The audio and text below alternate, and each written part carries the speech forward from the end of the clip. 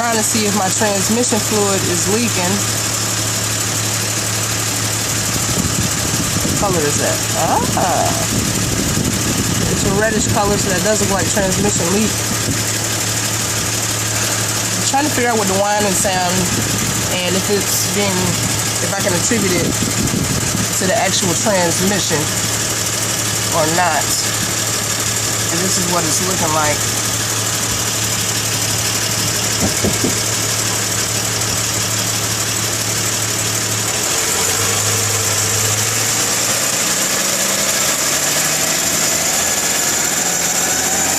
Whining noise.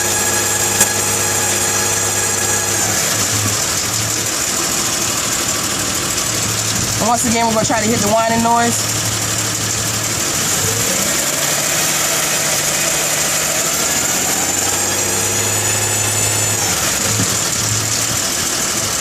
And hopefully you all be able to tell me what that is.